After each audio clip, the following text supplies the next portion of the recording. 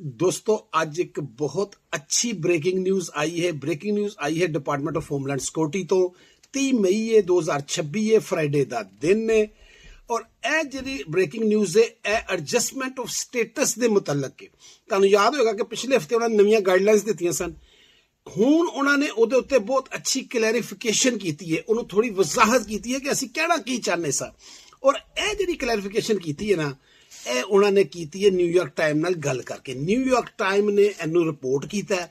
ਇਹ breaking news New York time ਨੇ ਦਿੱਤੀ ਹੈ। ਡਾਇਰੈਕਟ ਅਜੇ ਤੱਕ ਡਿਪਾਰਟਮੈਂਟ ਆਫ ਹੋਮਲੈਂਡ ਸਿਕਿਉਰਿਟੀ ਵੱਲੋਂ ਕੋਈ ਚੀਜ਼ ਕੋਈ ਅਪਡੇਟ ਨਹੀਂ ਆਈ, ਸਿਰਫ ਨਿਊਯਾਰਕ ਨੇ ਕੀਤਾ ਹੈ। ਤਾਂ ਤੁਹਾਨੂੰ ਪਤਾ ਸੀ ਉਹਨੂੰ ਮੰਨਣਾ 174 ਸਾਲ ਪੁਰਾਣਾ ਅਖਬਾਰ ਹੈ, ਇੱਥੇ ਫਰਾਡ ਤੇ ਨਹੀਂ ਹੁੰਦਾ, ਇੱਥੇ ਜੋ ਖਬਰ ਹੁੰਦੀ ਉਹੀ ਹੁੰਦੀ ਹੈ। ਉਹ ਮੈਂ ਤੁਹਾਨੂੰ ਪੂਰੀ ਖਬਰ ਹੁਣ ਪੜ੍ਹ ਕੇ ਸੁਣਾਣੀ, ਨਾਲ ਉਹਦਾ ਤਰਜਮਾ ਕਰਨਾ ਹੈ। ਅੱਛੀਆਂ ਚੀਜ਼ਾਂ ਨੇ ਉਹਦੇ ਵਿੱਚ ਤੁਹਾਡੇ ਵਾਸਤੇ, ਪਲੱਸ ਆਖਰ ਦੇ ਉੱਤੇ ਥੋੜੀ ਜਿਹੀ ਪਰੇਸ਼ਾਨੀ ਵਾਲੀ ਗੱਲ ਵੀ ਹੈ। ਸਾਰੀ ਡਿਟੇਲ ਨਾਲ ਦੱਸਾਂਗਾ। याद रखो सिर्फ न्यूयॉर्क टाइम ने रिपोर्ट किया और उसकी कापी करके फिर मुख्तलिफ लोग इनू मीडिया के उत्ते कापी रिपोर्ट कर रहे हैं। तो न्यूयॉर्क टाइम हुण की लिख रहा है हुण जरा सुनो। On Friday, the Homeland Security Department said it was not a blanket change and that it would be up to individual immigration officer to decide। कि जुम्मे वाले दिन मेरी जी गल हुई है, न्यूयॉर्क टाइम कह रहा है, गल हुई है जी DHS वाले डिपार्टमेंट होमलैंड सिक्योरिटी वाले उन्होंने कहा है कि यह कोई ब्लैंकेट चेंज नहीं की। ब्लैंकेट चेंज तो मुराद है कि इको हल्ले च नहीं करता, चल बई सारे ऐ नहीं की जे, तुसीं इहनूं गलत ना समझो, असीं ऐ नहीं कीता कि जी सारे ही हुण वापस जाणगे, ऐ नहीं असीं कह रहे। असीं की कह रहे हैं, असीं कह रहे हैं कि जिहड़ा इमीग्रेशन ऑफिसर है वो खुद फैसला करेगा किनू भेजना ते किनू नहीं भेजना। हुण अगे पूरी डिटेल दसेगा, जरा सुनदे रहो। Whether someone should be forced to go abroad to gain a green card, they said that officer have long had such restriction। उन्हें कहा कि हुण ऑफिसर फैसला करेगा कि किनू वापस भेजना हो, जाके अपने मुल्क चो ग्रीन कार्ड लैके आए। और इस चीज का इख्तियार इमीग्रेशन ऑफिसर कोलों हमेशा तो है, शुरू तो है, कोई नवा काम नहीं असीं कीता तुहाडे नाल, हमेशा तो होगा सी। असीं हमेशा तो कहने सा कि भाई तू फैसला कर। मैं जी तुहानूं अगे वजाहत भी करांगा बड़ी अच्छे तरीके दे नाल। This was just a reminder to officers of the discretionary authority कि यह जिहड़ा ना असीं उन्हां नूं एक रिमाइंडर दिता अफसरां नूं कि भाई तुहाडे कोलों इख्तियार हैगा जी, इहनूं इस्तेमाल करो, इहनूं इस्तेमाल करया करो। अगर तुहानूं लगदा है कि कोई बंदा वापस जाना चाहिए, उन्होंने अपने मुल्कों जाके ग्रीन कार्ड अप्लाई करना चाहिए, तो इख्तियार इस्तेमाल करके उन्होंने भेजा करो वापस। सारे इत्थे एडजस्टमेंट ऑफ स्टेटस ना दिओ दूजे लफ्जां दे विच।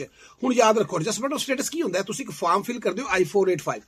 देखो जिन्हें तुहानूं स्पॉन्सर कीता वो किहड़ा फॉर्म फिल करदा है I-130, तुसीं नाल एक कर दिओ I-485, $1450 फीस दे के।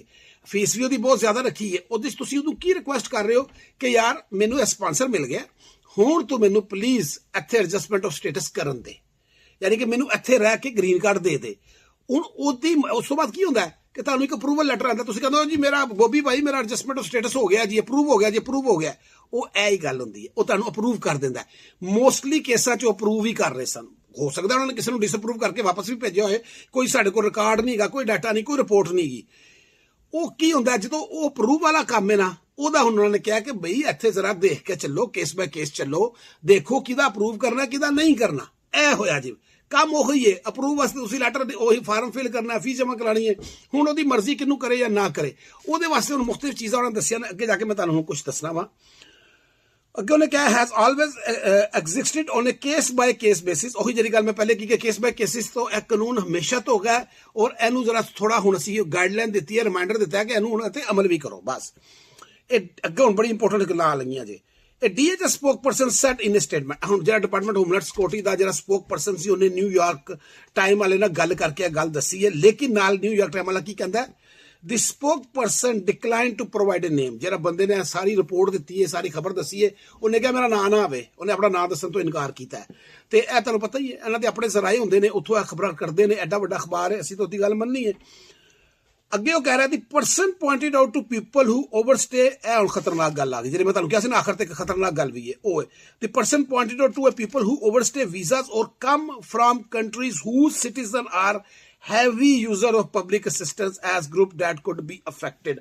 ਹੁਣ ਉਹਨੇ ਕਿਹਾ ਜਨਾਬੇ ਆਲਾ ਕਿ ਅਸੀਂ ਹੁਣ ਕੁਝ ਲੋਕ ਐਸੇ ਹੋਣਗੇ ਜਿਨ੍ਹਾਂ ਦੇ ਉੱਤੇ ਇਹਦਾ ਵਾਕਈ ਹੀ ਅਸਰ ਪੈਣਾ ਹੈ, ਉਹਨਾਂ ਨੂੰ ਉਹਨਾਂ ਦੇ ਮੁਲਕ ਵਾਪਸ ਭੇਜਿਆ ਜਾਣਾ ਹੈ। ਉਹ ਕਿਹੜੇ ਲੋਕ ਹੋਣਗੇ ਉਹ ਹੁਣ ਮੈਂ ਤੁਹਾਨੂੰ ਦੱਸਣਾ ਵਾ। ਉਹ ਲੋਕ ਹੋਣਗੇ ਜਿਹੜੇ ओवरस्टे होए ने, यानी कि वीजे ते आए ओवरस्टे होए, उस तो बाद उन्होंने एडजस्टमेंट ऑफ स्टेटस अप्लाई किया, जो भी किया ओवरस्टे होने तो बाद ਉਹ ਅਫੈਕਟ ਹੋਣ ਦੇ ਚਾਂਸਿਸ ਨੇ। ਦੂਸਰਾ, ਉਹ तमाम ਮੁਲਕਾਂ ਦੇ ਲੋਕ ਜਿਨ੍ਹਾਂ ਦੇ ਜਿਹੜੇ ਇੱਥੇ ਬਹੁਤ ਜ਼ਿਆਦਾ ਤਾਦਾਦ ਦੇ ਵਿੱਚ ਵੈਲਫੇਅਰ ਲੈਂਦੇ ਨੇ, ਇਹਨਾਂ ਦੇ ਅਫੈਕਟ ਹੋਣ ਦੇ ਚਾਂਸ ਨੇ, ਇਹਨਾਂ ਨੂੰ ਚਾਂਸਿਸ ਨੇ ਕਿ ਇਹਨਾਂ ਨੂੰ ਅਸੀਂ ਵਾਪਸ ਭੇਜੀਏ। ਐ ਨਹੀਂ ਉਹਨੇ ਕਿਹਾ ਕਿ ਸਾਰਿਆਂ ਨੂੰ ਭੇਜਣਾ ਹੀ ਭੇਜਣਾ, ਚਾਂਸਿਸ ਨੇ ਕਿ ਇਹਨਾਂ ਨੂੰ ਵਾਪਸ ਭੇਜੀਏ।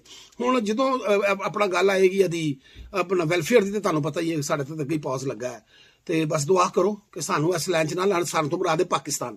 ਇੰਡੀਆ ਦਾ ਕੋਈ ਮਸਲਾ ਨਹੀਂ, ਇੰਡੀਆ ਦੇ ਉੱਤੇ ਕੋਈ ਬੈਨ ਨਹੀਂ, ਕੁਛ ਨਹੀਂਗਾ, ਕੋਈ ਪੌਜ਼ ਨਹੀਂਗਾ। ਇੰਡੀਆ ਦਾ ਕੰਮ ਉਸਨੇ ਚੱਲੇਗਾ, ਲੇਕਿਨ ਪਾਕਿਸਤਾਨ ਦੇ ਉੱਤੇ ਕਿਉਂਕਿ ਵੈਲਫੇਅਰ ਦੀ ਵਜ੍ਹਾ ਨਾਲ ਪੌਜ਼ ਲੱਗਾ ਹੈ, ਉਹ ਪੌਜ਼ ਦੇ ਉੱਤੇ ਉਹੀ ਗੱਲ ਇਹ ਹੁਣ ਕਹਿ ਰਿਹਾ ਕਿ ਉਹ ਜਦੋਂ ਐਡਜਸਟਮੈਂਟ ਆਫ ਸਟੇਟਸ ਹੋਣਾ ਤੇ ਉਹਨੂੰ ਦੇਖਿਆ ਜਾਣਾ ਵੈਲਫੇਅਰ ਨੂੰ, ਤੇ ਇਹ ਥੋੜਾ ਜਿਹਾ ਇੱਕ ਖਤਰਨਾਕ ਜੀ ਪਰੇਸ਼ਾਨੀ ਵਾਲੀ ਗੱਲ ਹੈ। ਲੇਕਿਨ ਅਜੇ ਕੋਈ ਕਲੀਅਰ ਨਹੀਂਗਾ। ਇਹ ਡਿਪਾਰਟਮੈਂਟ ਆਫ ਹੋਮਲੈਂਡ ਸਿਕਿਉਰਿਟੀ ਖੁਦ ਵੀ ਕੋਈ ਅਪਡੇਟ ਦੇਗੀ, ਫਿਰ ਮਜ਼ੀਦ ਗੱਲਾਂ ਬਾਹਰ ਆਣਗੀਆਂ।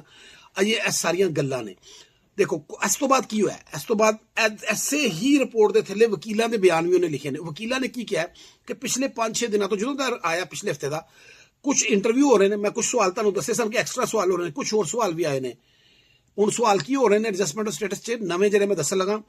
ਤੇਰਾ ਕਾਰੋਬਾਰ ਕੀ ਹੈ, ਤੇਰਾ ਆਪਣਾ ਕਾਰੋਬਾਰ ਹੈ, ਤੇਰਾ ਆਪਣਾ ਮਕਾਨ ਹੈ ਇੱਥੇ, ਤੇਰੀ ਤਲੀਮ ਕੀ ਹੈ, ਇਹੋ ਜਿਹੇ ਸਵਾਲ ਵੀ ਹੋ ਰਹੇ ਨੇ, ਤਾਂ ਕਿ ਦੇਖਿਆ ਜਾ ਰਿਹਾ ਕਿ ਬੰਦੇ ਦੀਆਂ ਕਿੰਨੀਆਂ ਸਟਰੋਂਗ ਟਾਈਜ਼ ਨੇ। ਅਗਰ ਤੁਹਾਡੇ ਕੋਲ ਇਹ ਚੀਜ਼ਾਂ ਇੱਥੇ ਹੈਗੀਆਂ ਨੇ, ਤੇ ਫਿਰ ਵੀ ਤੁਹਾਡੇ ਬਹੁਤ ਅੱਛੇ ਚਾਂਸ ਨੇ ਕਿ ਤੁਹਾਨੂੰ ਇੱਥੇ ਦਿੱਤਾ ਜਾਏ ਐਡਜਸਟਮੈਂਟ ਆਫ ਸਟੇਟਸ। ਤੇ ਇਹ ਸਾਰੀਆਂ ਗੱਲਾਂ ਨੇ, ਮਜ਼ੀਦ ਚੀਜ਼ਾਂ ਬਾਹਰ ਆਉਣਗੀਆਂ। ਹੁਣ ਮਸਲਾ ਕਿ ਮੇਰੇ ਕੋਲ ਵੀ ਜ਼ਰਾਏ ਤੁਸੀਂ ਹੋ, ਅਗਰ ਤੁਹਾਡਾ ਐਡਜਸਟਮੈਂਟ ਆਫ ਸਟੇਟਸ ਦਾ ਇੰਟਰਵਿਊ ਹੁੰਦਾ ਹੈ, ਕੋਈ ਤੁਹਾਨੂੰ ਖਬਰ ਆਉਂਦੀ ਹੈ, ਕੋਈ ਤੁਹਾਡਾ ਕੋਈ ਪਤਾ ਲੱਗਦਾ ਹੈ, ਤੇ ਸਾਨੂੰ ਵੀ ਦੱਸੋ ਤਾਂ ਕਿ ਦੂਸਰੇ ਲੋਕਾਂ ਦਾ ਵੀ ਫਾਇਦਾ ਹੋਵੇ। ਚੈਨਲ ਨੂੰ ਪਲੀਜ਼ ਸਬਸਕ੍ਰਾਈਬ ਕਰ ਲੈਣਾ। Thank you so much.